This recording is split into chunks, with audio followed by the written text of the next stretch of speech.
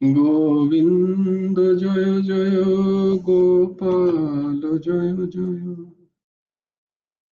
রাধা রমণ হরি গোবিন্দ,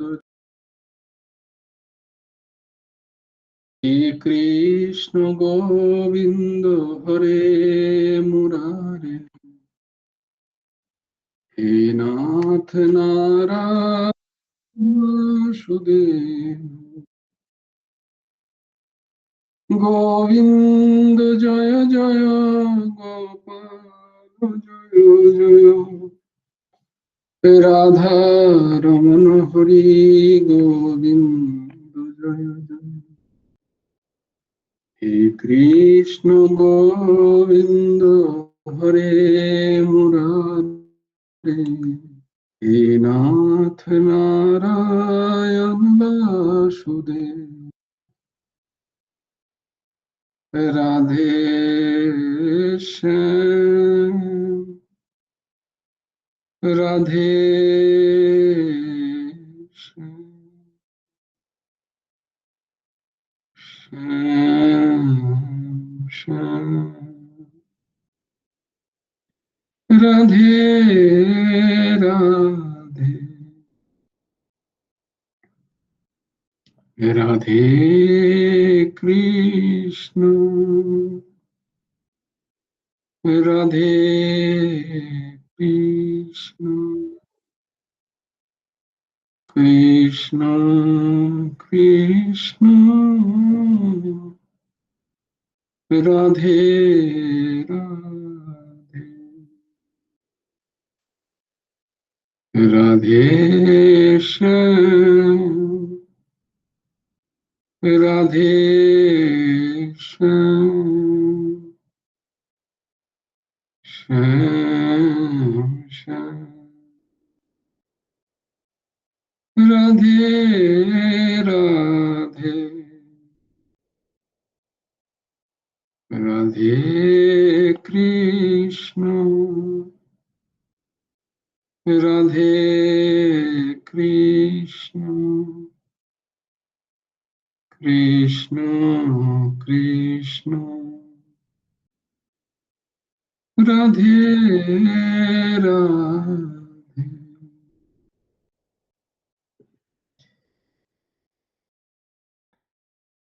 নাম লেখা চলছে তো,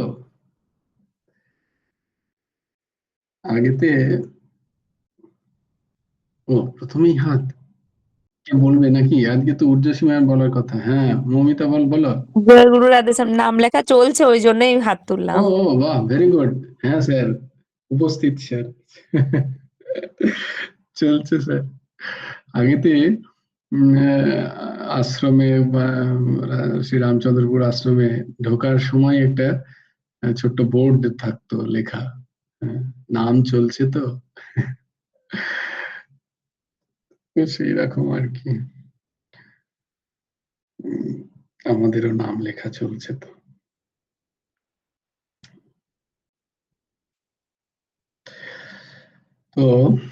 তো হ্যাঁ নাও, ঊর্ধ্বসীমা বলো শ্লোক।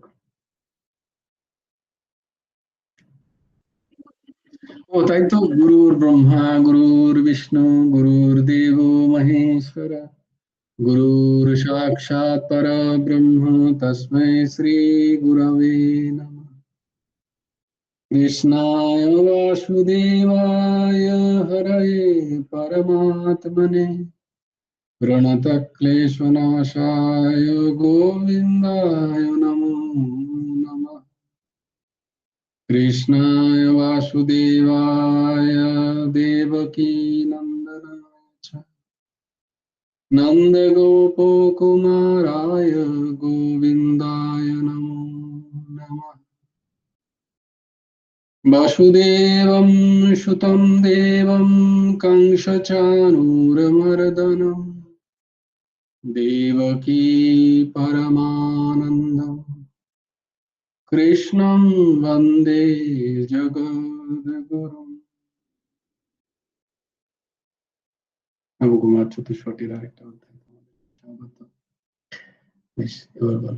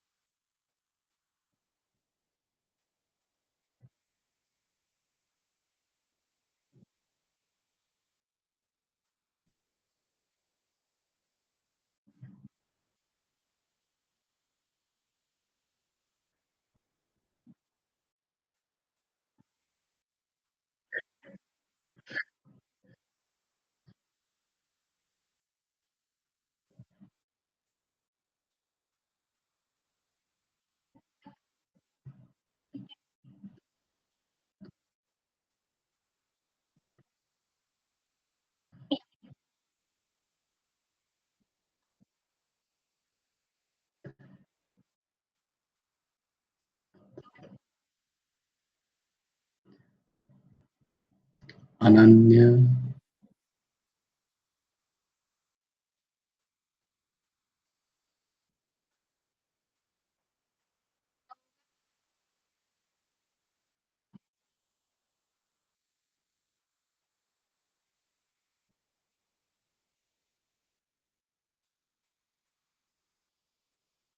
বাহ, জয় গুরু রাধেশ্যাম, জয় গুরু রাধেশ্যাম, খুব সুন্দর, খুব পলিশড, ভেরি গুড,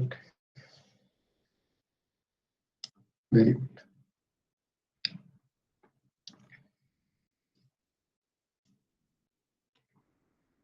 তো আমরা ছিলাম তাহলে পরমারাধ্য পরম পূজ্য প্রাতঃস্মরণীয় পরমহংস ঠাকুর শ্রী শ্রী হেমন্ত দেবজি রচিত গুরুমুখে গীতা উপদেশ গ্রন্থের পঞ্চদশ অধ্যায়, 15 নম্বর অধ্যায়, চ্যাপ্টার নাম্বার 15। কি নাম? পুরুষোত্তম যোগ। পুরুষোত্তম যোগ। বাহ, ভেরি গুড। তো এইভাবে আমাদের যেন মুখস্থ হয়ে যায়। তো 13 নম্বর অধ্যায়ে কি নাম ছিল? ক্ষেত্র ক্ষেত্রজ্ঞ বিভাগ যোগ। 14 নম্বর অধ্যায় 14 চ্যাপ্টারের নাম কি ছিল? গুণত্রয় বিভাগ যোগ। আর পঞ্চদশ অধ্যায়ের নাম 15 নম্বর চ্যাপ্টারের নাম হচ্ছে পুরুষোত্তম যোগ। 13-র আগেও যে যোগটা যে ছিল সেটা হচ্ছে দ্বাদশ অধ্যায় কি ছিল? ভক্তি যোগ। তো দেখো, 4টে তো আমাদের মুখস্থ হয়ে গেছে। মানে আমার মুখস্থ হয়ে গেছে আর কি, সেই জন্য বলছি। আমাদের মতো বাকি তার দ্বারা বললে তাই তো সবই মুখস্থ হয়ে গেছে। তো আমার এই দাসের মুখস্থ হয়ে গেছে, দেখো 4টে। 12 নম্বর হচ্ছে ভক্তি যোগ, 13 নম্বর হচ্ছে ক্ষেত্র ক্ষেত্রজ্ঞ বিভাগ যোগ, আর 14 নম্বর হচ্ছে গুণত্রয় বিভাগ যোগ, আর 15 নম্বর হচ্ছে পুরুষোত্তম যোগ। ফলাফিকা মুখস্থ অল 4? ফলাফিকা এখন হয়নি, ঠিক আছে, হয়ে যাবে, আমাদের ক্লাসেই হবে, কোনো চিন্তা নেই। Very good. আমরা কালকে বৈরাগ্য নিয়ে খুব চর্চা হলো কালকে। হ্যাঁ, তবুও বৈরাগ্য তো আর যাচ্ছে না, চর্চা তো হচ্ছে কিন্তু ঠিক হচ্ছে না। তো যাক, গুরুদেব যেটা বলছেন আগে সেগুলো শুনে নি, হবে কি হবে না পরে দেখা যাবে। গুরুদেব চাইলে হবে, নালে হবে না। এরা অনেকে বলে গুরুদেব চেয়েছে তোদের তাই তোদের হচ্ছে, আমাকে চাইনি তাই আমার হচ্ছে না।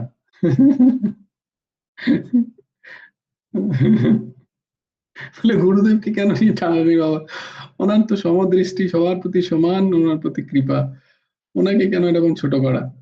তুমি নিজেরটা দেখো না, করছো না, করতে চাইছো না, গুরুদেব চাইছেন না। গুরুদেব তোর উপর কি যেন বললো সে, গুরুদেবের খুব কৃপা তোর উপর, না আমাকে না, অন্য অন্য কারোর প্রতি, ভুলে গেছি।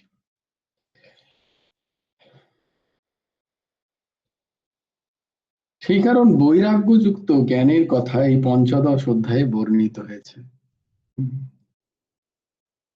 বিরক্ত ব্যক্তিরই বলছে, যে বিরক্ত হয়েছে, বিরক্ত মানে ওইরকম বিরক্ত নয় সবকিছুতেই বিরক্ত, ওইরকম নয়। বিরক্ত মানে যার মনের মধ্যে বৈরাগ্য জেগেছে তাকে বিরক্ত বলে, যে সংসারের থেকে বৈরাগ্য হয়েছে।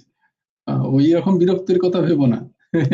তাহলে তোমরা সব গিয়ে সব জায়গায় যদি বিরক্তি মুখ দেখিয়ে থাকবে, বলে ছেড়েম বিরক্ত, বিরক্ত নয়, বলে আমি তো খুব বিরক্ত সব ব্যাপারে। ওইটার বস্তুত বিরক্তর মানে কিন্তু ওইটা, কিন্তু সেটাকে আমরা কলোকিয়াল বাংলায় নিয়ে এসেছি, কোথায় যাবো, কি ধরনের ভাবে নিয়ে এসেছি। বস্তুত বিরক্তর মানে তাই, যে সংসারের ভোগ থেকে বৈরাগ্যকে বলা হয় বিরক্ত, মানে যে হয়েছে তাকে বলা হয় বিরক্ত। কিন্তু আমরা কিরম ভাবে নিয়েছি বিরক্তটাকে, যাকে ঠিক আছে। তো বিরক্ত ব্যক্তিরই তত্ত্বজ্ঞানে অধিকার। তাহলে অধিকার নিরূপণ যদি করতে হয় কখনো, যে আমার অধিকার আছে কি তত্ত্বজ্ঞানে, তাহলে আমাকে বুঝতে হবে যে আমার মনের মধ্যে বৈরাগ্য এসছে কিনা। যদি না আসে থাকে, আমি এখনো অধিকারী হতে পারিনি আত্মজ্ঞানের, তত্ত্বজ্ঞানের, ভগবত তত্ত্বকে উপলব্ধি করার, ঠিক ঠিক ভক্তিকে আত্মসাৎ করার, ঠিক ঠিক জ্ঞানকে আত্মসাৎ করার আমার এখনো অধিকারই জন্মায়নি। তাই গুরুদেব একদম সরাসরি লিখছেন, বিরক্ত ব্যক্তিরই তত্ত্বজ্ঞানে অধিকার, অন্য কাহারও নয়। খুব স্পষ্ট করে লিখছেন একদম। কোনো ঘুরিয়ে বা পেঁচিয়ে তুষ্টি পূরণ করার জন্য বলছেন না।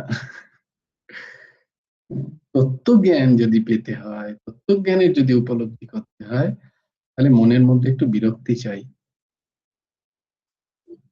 তাই বৈরাগ্য লক্ষণ, গুরুদেব ভগবান লিখছেন যে তাই বৈরাগ্য লক্ষণ, উপায় ও গুণত্রয় অতিক্রমণের উপায় স্বরূপ বৈরাগ্য লক্ষণ উপায় আর গুণত্রয় অতিক্রমণের উপায়।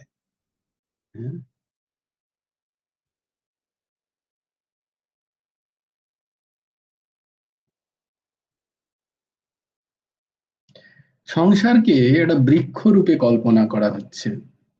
এটা একটা বেদান্তের একটা দিক, যে সংসারের বেদান্তেরই দিক। তো সেটা এখানেও যেহেতু সেটা উপনিষদে আছে, বেদান্তে, তাই এখানে ভগবানও সেই একই উদাহরণ টানছেন যে সংসারকে কিভাবে দেখা যায়, সংসারকে বেদ কিভাবে দেখে, বেদান্ত কিভাবে দেখে, জ্ঞানীরা কিভাবে দেখছেন সংসারকে, সেইটার এখানে একটা প্রতীকী কল্পনা। সংসারকে একটা বৃক্ষরূপে কল্পনা করা হচ্ছে। পরমেশ্বরের অধীন প্রকৃতি পুরুষের সংযোগ কার্য এই সংসার। আমরা দেখলাম যে প্রকৃতি পুরুষ, সেই প্রকৃতি পুরুষকে না জীবাত্মা এবং প্রকৃতি, পরা প্রকৃতি এবং অপরা প্রকৃতি, এই দুজনেই ভগবানের অধীন। জ্ঞান স্বরূপঞ্চ হরের অধীন, হরের অধীন, হরির অধীন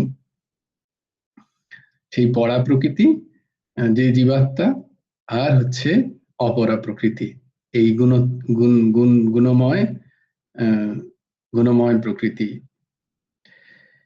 এই সংসার প্রপঞ্চ রূপ, এই সংসার প্রপঞ্চ, প্রপঞ্চ মানে হচ্ছে প্রকৃষ্ট পঞ্চ। তোমাদের আগেই বলা হয়েছে, এবার থেকে লিখে রাখবে, কিন্তু আমি জিজ্ঞেস করতে পারি, কারণ আমি তো প্রায় ভুলে যাই, আমার ভুলে যাওয়াটাই স্বভাব। তোমাদের আগেই বলেছি, তো পরে বলো না যে আপনার জানা উচিত ছিল। আমি কিন্তু আগেই স্বীকার করে নিচ্ছি কাঠগড়ায় দাঁড়িয়ে যে আমি ভুলে যাই। তো তাই জন্য তোমাদের যখন বলা হয় তোমাদের বলি যে প্লিজ লিখে রাখো, যদি আমি জিজ্ঞেস করি তোমরা অ্যাটলিস্ট মনে করিয়ে দিতে পারবে আমাকে।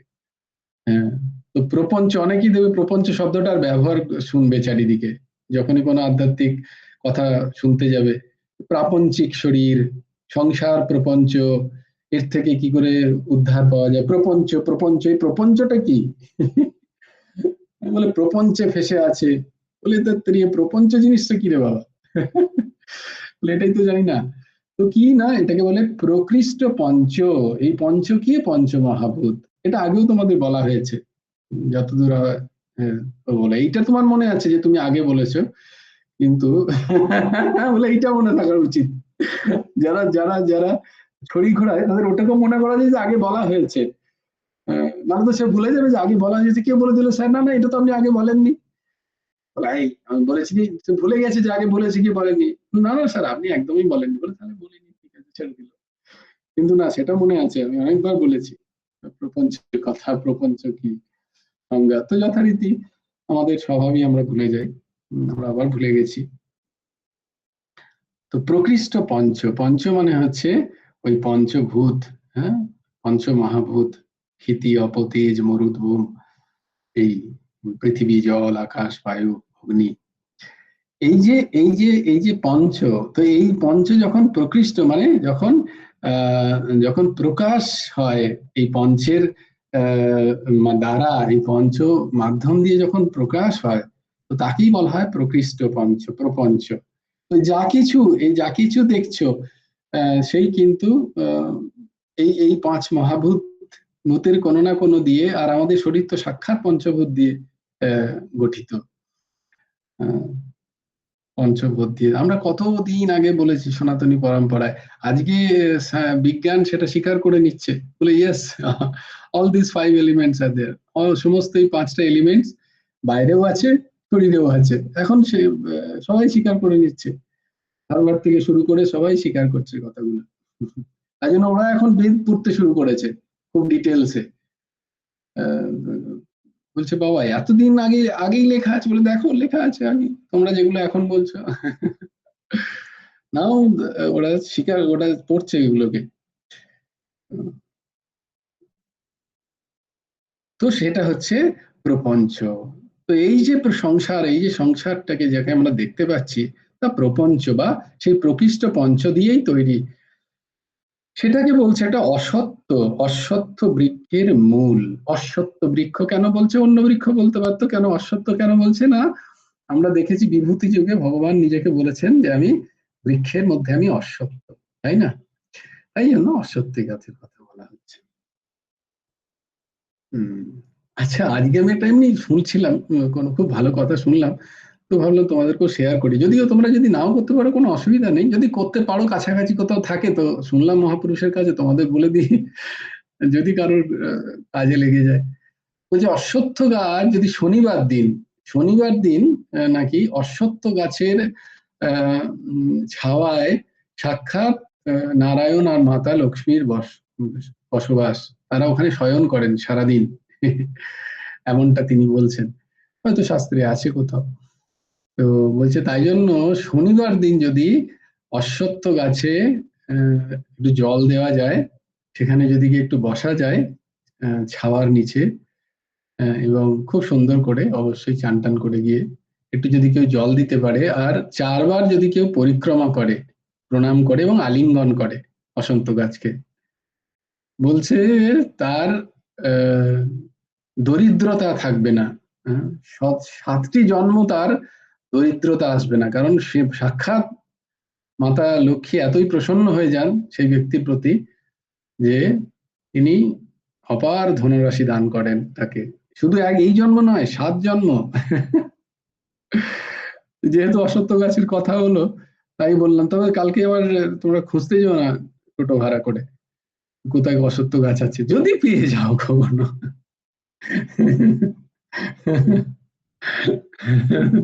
তো ওখানে আমার একটা কথাই মাথায় এলো, যেটা আমারও এলো, তোমাদের আবার বলে দিই, যে আমরা কেন 7টা জন্মের জন্য অপেক্ষা করব? আমরা তো আজ এইটাকেই শেষ করতে চাইছি।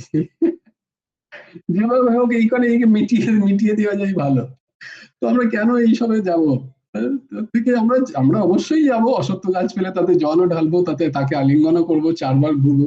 কিন্তু মাতা লক্ষ্মীকে আমরা বলবো যে মা, তুমি তোমার এই বিষয়ে ফাঁসিও না, বরং তোমার পতির চরণে আমাদেরকে স্থান দাও।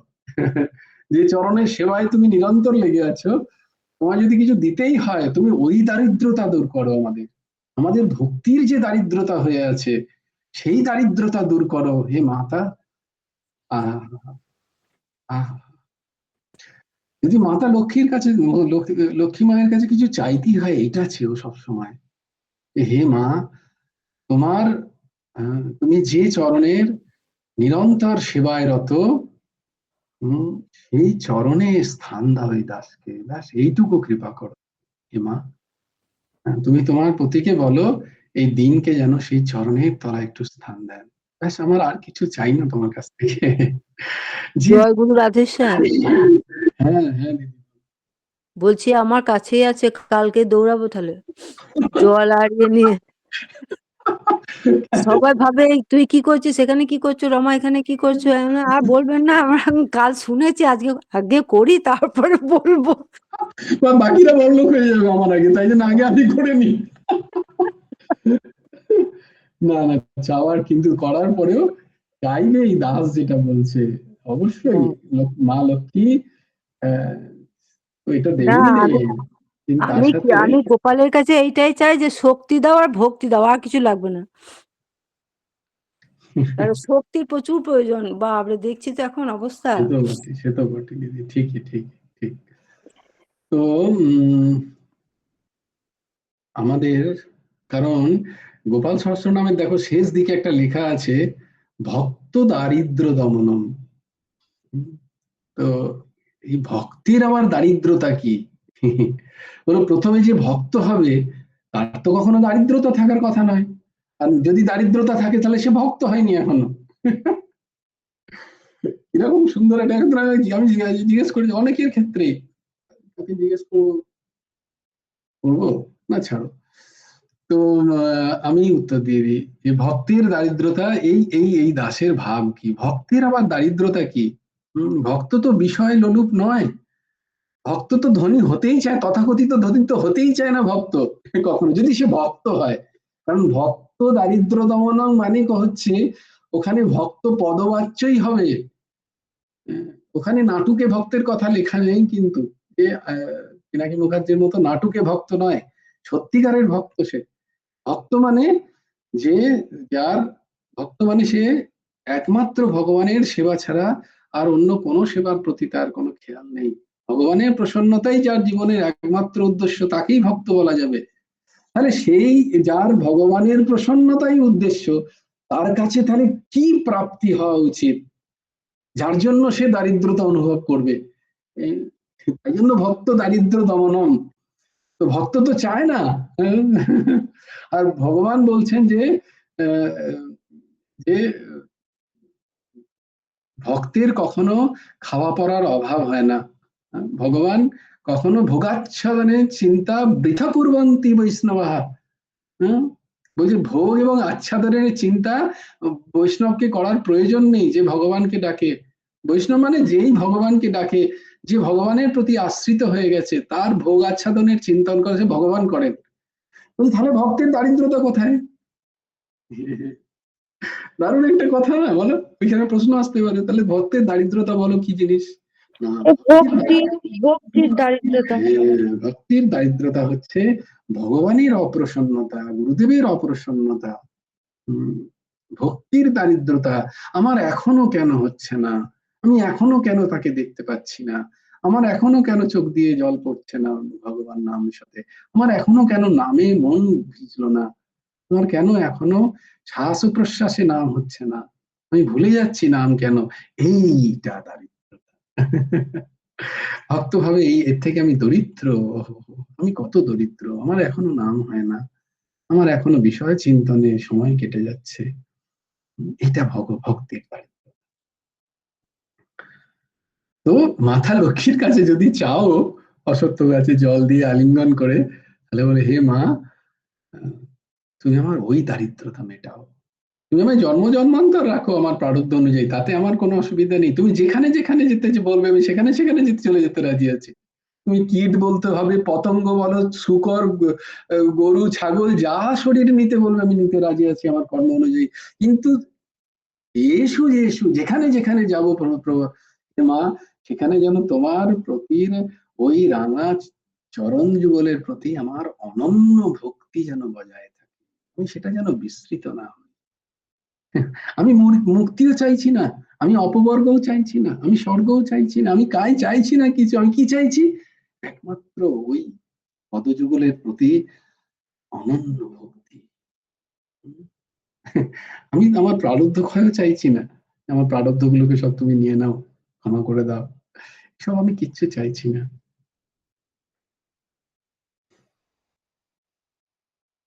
আমি চাইছি শুধু ভক্তি।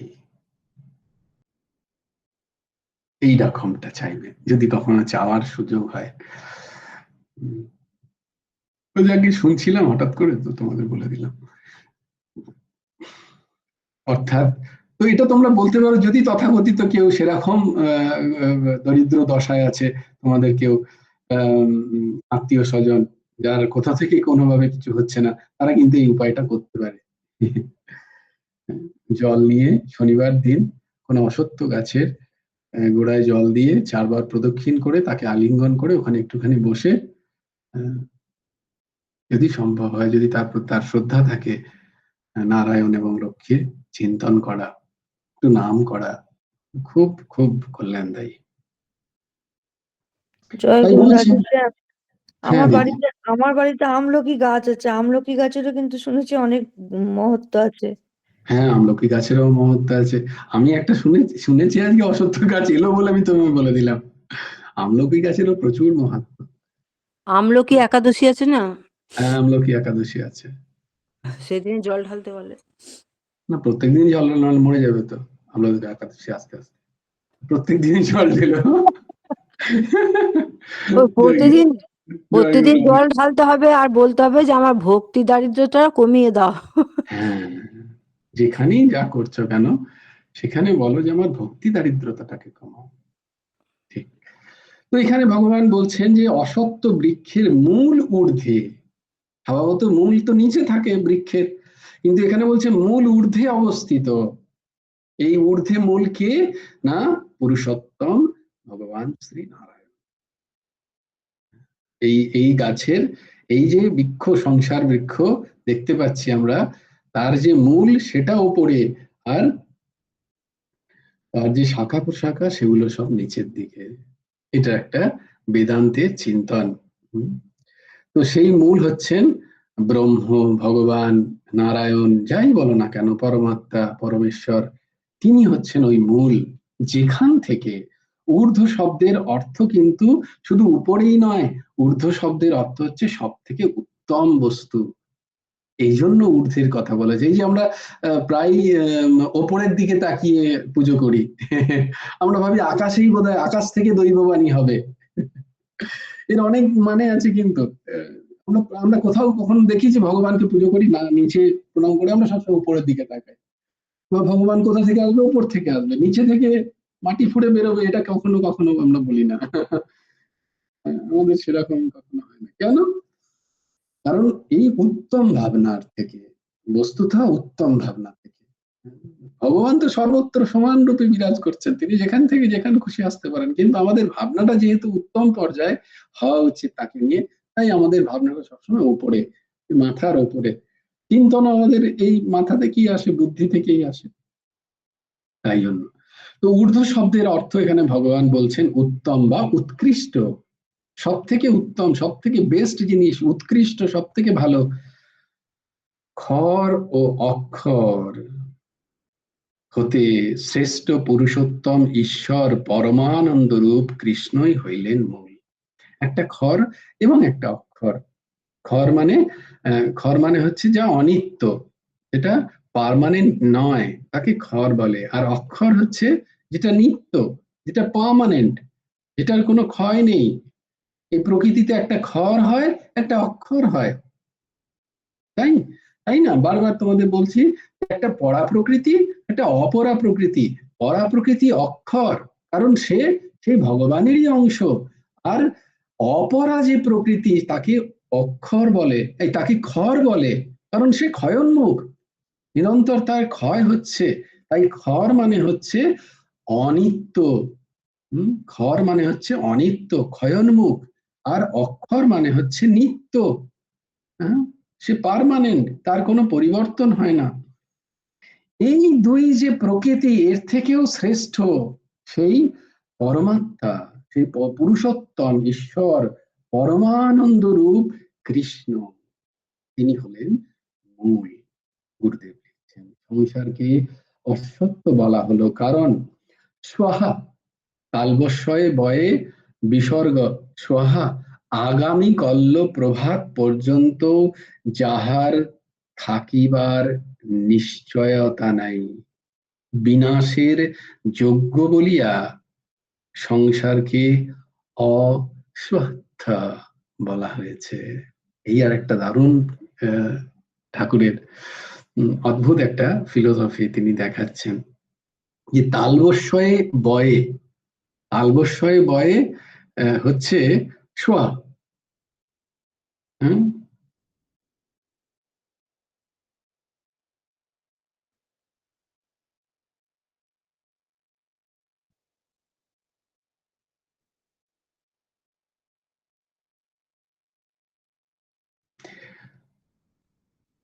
সোয়া মানা কি বলছে, যে সোয়া প্রভাত পর্যন্তম অপি না স্থাস্যতি ইতি বিনাশার্হত্বাৎ অশ্বথম প্রাহু। এরম ভাবে তিনি ব্যাখ্যা করছেন। তাই অশ্বথ, সোয়া মানে বিনাশযোগ্য, আর অশ্বথ মানে এটা বিনাশ নয়, তাই ভগবান তিনি বলছেন আমি অশ্বথ। কেন এখানে সংসারটাকেও কেন অশ্বত্থ বলা হচ্ছে? যে সংসারেরও আদি কেউ জানে না, সংসারেও আদি কেউ, সংসারও অনাদি যতদিন ধরে আছে ভগবানের সৃষ্টি আছে ততদিন ধরে সংসারও আছে। তাই যেন সংসারটাও একটা যে অনাদি, এর কখন সৃষ্টি হয়েছে আবার এর কখন লয় হবে তার কেউ হিসেব কিন্তু জানে না। একটা হিসেব তো দেওয়া হয় ঠিকই, সংসারে তথাকথিত এটাকে অনাদি, অনাদি এটাকে এটাকে ক্ষয়োন্মুখ বলা হলেও এর যে কবে সৃষ্টি হয়েছে এর কোনো হিসেব নেই। হ্যাঁ, তো অনাদির আদি গোবিন্দ বলা হলেও যে যে আদি সংসারের একটা আদি আছে তার হিসেবটা কেউ জানে না যে কখন হয়েছে। তাই জন্য সংসারকেও অনেক সময় তথাকথিত ভাবে বলা হয় এও অনাদি, এও চলছে, চলবে, এর কবে শেষ হবে তার ঠিক নেই। এই চক্র তো চলেই যাচ্ছে, তাই না? এই যে সৃষ্টি প্রলয়, প্রলয় হলে কোথায় আবার সংসার ভগবানই মিশে যাচ্ছে, আবার সৃষ্টির সময় সংসারের উৎপত্তি, এই তো চলেই যাচ্ছে, সংসার এভাবে ঘুরছে। তাই সংসারটাকেও বলছে যে এও আছে, যাচ্ছে না কোথাও, এ ভগবানে কোথাও কখনো লীন হয়ে যাচ্ছে, আবার প্রকট হচ্ছে ভগবান থেকে। তাই জন্য এটারও একটা অস্তিত্ব যেন অনাদি অনাদি বলেই মানা হয়। কিন্তু যদ্যপি তথাকথিত পারমার্থিক দিক থেকে সংসারের অস্তিত্ব নেই, প্র্যাকটিক্যালি ইটস নট, এটা নেই সেখানে। হ্যাঁ, অর্ঘ্য বাবা বলো, কি বলবে? মানে সংসার আর ভগবান দুটোই হচ্ছে অনাদি, কিন্তু অনাদি কেন বলছে যে সংসারের কারণ এবং নিমিত্ত সেটা তো ভগবানই। তাই ভগবান থেকে সৃষ্ট যে, যেমন ধরো তুমি, কেন বলা হচ্ছে, ধরো একটা উদাহরণ দেওয়া যাক, ধরো আয়নার সামনে তুমি দাঁড়িয়েছো, আয়নার সামনে তুমি দাঁড়িয়ে আছো, এবার তুমি এখানে সত্য, তাই তো? বেদান্তের জ্ঞান ছাড়ো, তুমি এই সিচুয়েশনটা ভাবো যে আমি আয়নার সামনে একজন দাঁড়িয়ে আছে, তাহলে আয়নার সামনে যদি পার্সপেক্টিভটা ভালো, যদি পরস্পর জ্ঞান নাও, তাহলে আয়নার ভেতরে যাকে দেখছো সেটা তোমার প্রতিচ্ছবি, ঠিক কিনা? তো সেটা প্রতিচ্ছবি মানে সেটা রিফ্লেকশন। তো সেটা তো ঠিক নয়, সেটা তো অসত্য, তাতে তুমি যদি কেউ ঘা মারে তোমাকে ছেড়ে দিয়ে, যদি কেউ আয়নার ওই ছবিটাকে, ওই অর্ঘ্যকে যদি কেউ পেটায়, যে সবসময় হাত তোলে আর আর্ধেক বলে, তো তার জন্য যদি কানও মুলে দেয় কেউ, তাতে অর্ঘ্য হওয়ার কিছু হবে না। কিন্তু বলে কি ভোকার মতো, দেখ আমার আয়নার প্রতিচ্ছবিতে মারছে, কান মুলে দিচ্ছে, এতে কিছু হবে নাকি? কেউ কিছু জানে না, তুমি হাসবে। কিন্তু যতক্ষণ তুমি ওখানে দাঁড়িয়ে আছো ততক্ষণ প্রতিচ্ছবি আছে কি নেই? আবার যখন তুমি ওখান থেকে সরে যাচ্ছ তখন প্রতিচ্ছবিও নেই। অর্ঘ্য যখন চায়না থেকে সরে গেল তখন তো অর্ঘ্য এখানেও নেই, ওখানেও নেই। ঠিক তেমনি ভাবে এই সংসারেরও ক্ষেত্রে তাই সংসারটাকে অনাদি বলা হয়, যদ্যপি এর একটা অন্ত আছে, দেখা যায় অন্তকে।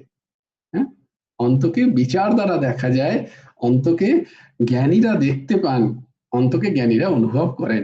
তথাকথিত সংসারের অনিত্যতাকে অনুভব করা যায়, কারণ ওইভাবে, কিভাবে না, কান তো মুলছি আমি কাচের আয়নার অর্ঘ্যকে, কিন্তু অর্ঘ্য লাগছে না, কিছুই হচ্ছে না, এটা যে বুঝে গেল সে আর ওই প্রতিচ্ছবিকে তখন আর দেখে না।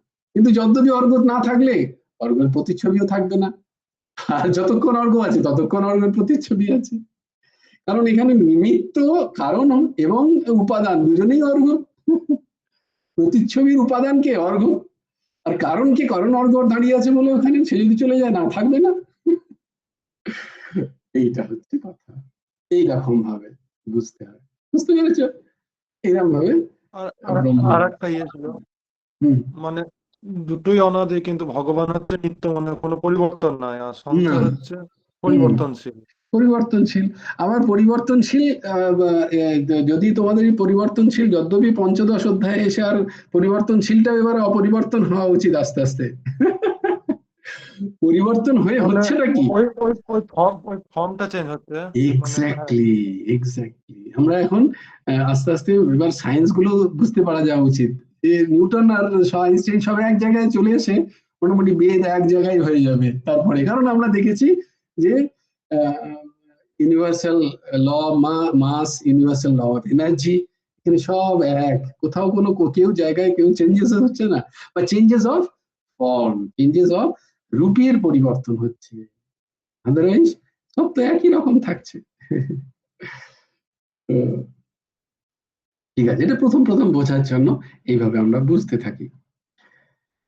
তো এই সংসার রূপী অসত্যের শাখা অধোদিকে, যে শাখাগুলো, শাখা মানে ব্রাঞ্চেস, শাখা মানে ব্রাঞ্চ। মুশকিল হলো কি, কলাপিকা সামনে এলে না সমস্যাটা আমি বুঝতে পারি যে ও একটা বাংলা শব্দ বুঝতে পারছে না, তখন আমাকে ইংরেজি বলতে হয়। ঠিক আছে, কোই বাত নেই। তো শাখা মানে হচ্ছে ট্রির যে ব্রাঞ্চ তাকে শাখা বলে।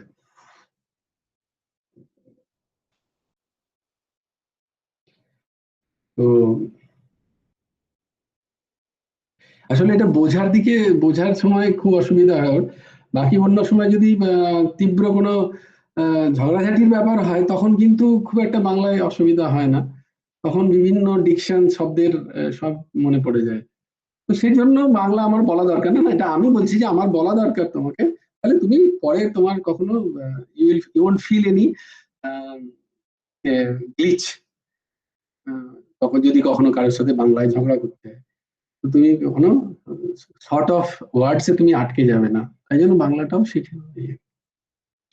তো শাখা মানে হচ্ছে ব্রাঞ্চেস। তো ব্রাঞ্চ এগুলোকে বলে অশ্বত্থ, সেই গাছের শাখা।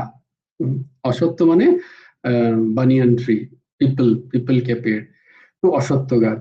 ব্রহ্মাদি দেবগণই ওই ব্রহ্মের শাখা স্থানীয়।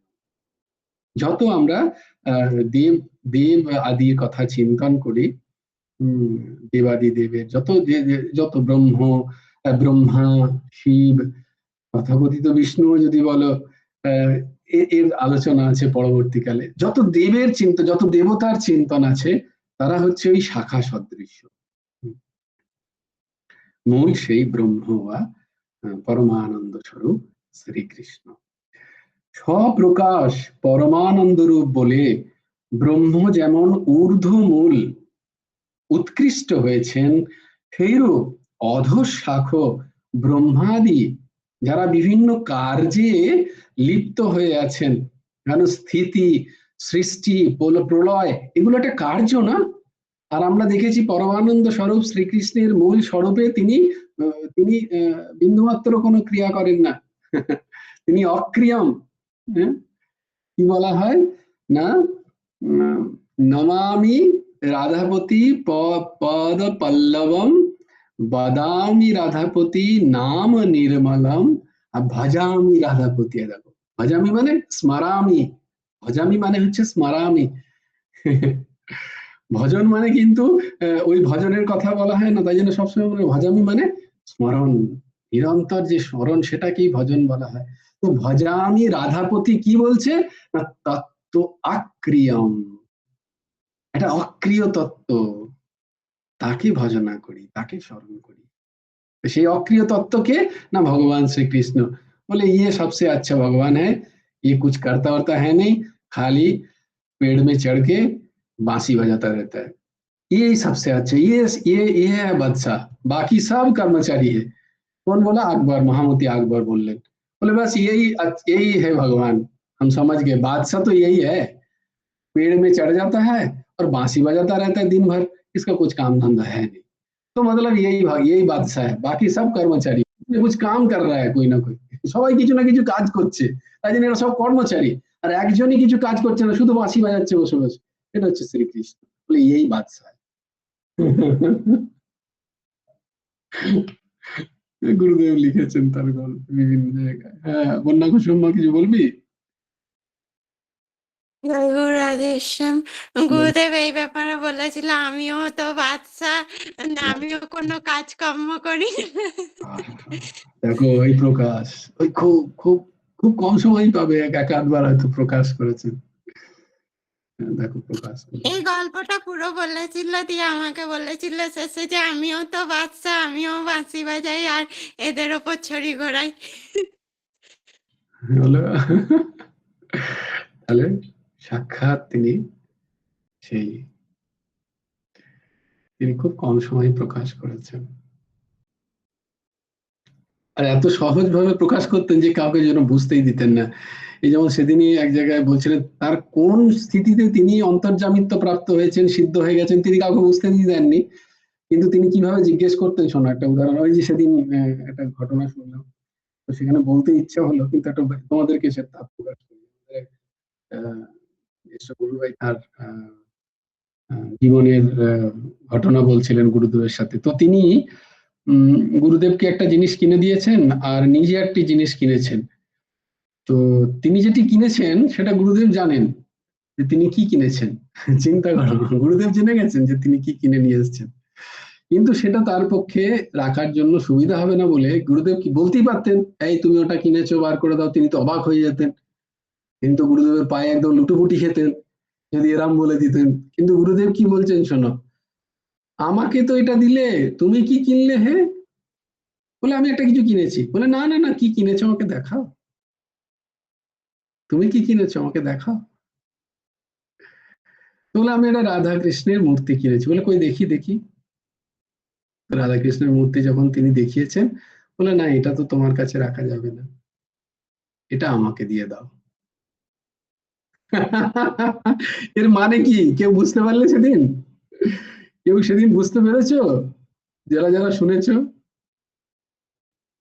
তার মানে হচ্ছে তিনি জানেন যে ও ওটা কিনেছে। তার অন্তর্যামিত্ব কোথায়? অবশ্য তিনি ঘুরে বেড়াচ্ছেন একজন সাধারণ বেশে, যেন কেউ কিছু জানে না, রাষ্ট্রপতি পুরস্কার নিচ্ছেন, তিনি সাধারণ বেশে ঘুরে বেড়াচ্ছেন, ট্রেনে ঘুরছেন রাস্তায়, আর তখনই এসব তিনি এরকম অনেক জায়গায় তার অন্তর্যামিত্বের কিন্তু এমন ভাবে দিয়েছেন যাতে কেউ বুঝতে না পারে। দেখলে মা দেখলে, এরকম ভাবে।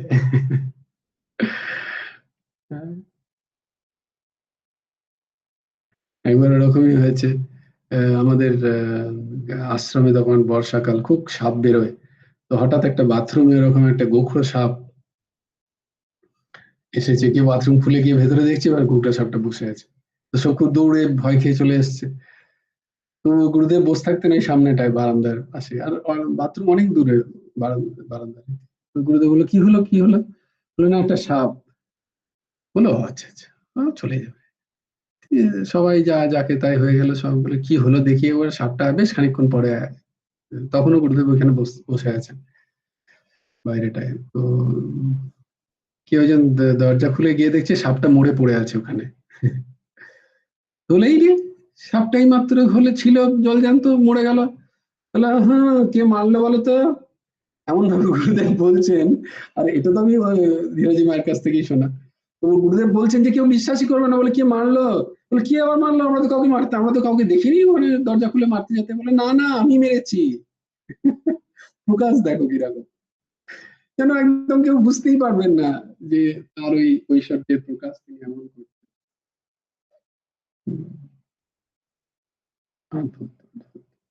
অর্ঘ্য বাবা এখানে কিছু শোনাবে। হ্যাঁ, জয়গুরু স্যার, আমার সাথে একবার এরকম হয়েছিল।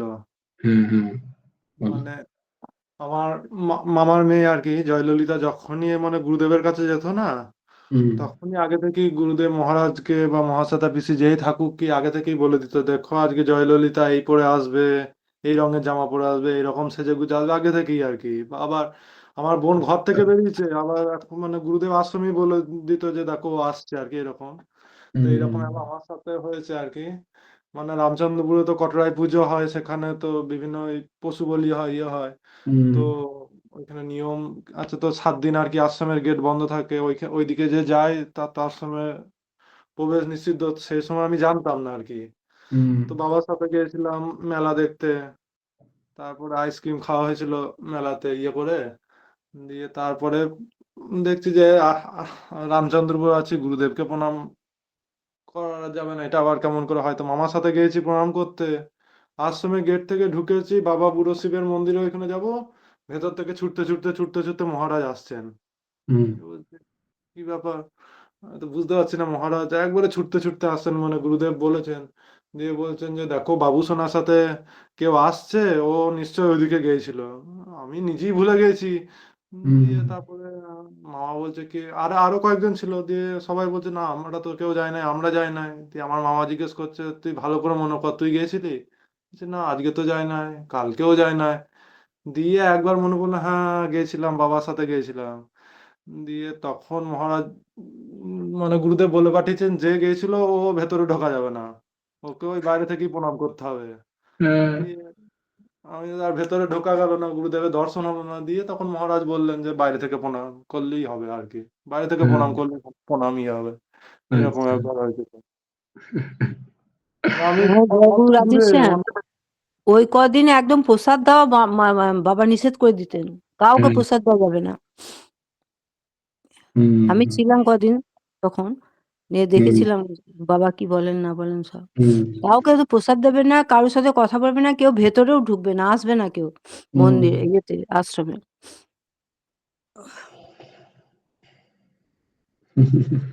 তো বোঝা গেল তো তার ঐশ্বরিক ক্ষমতা। তো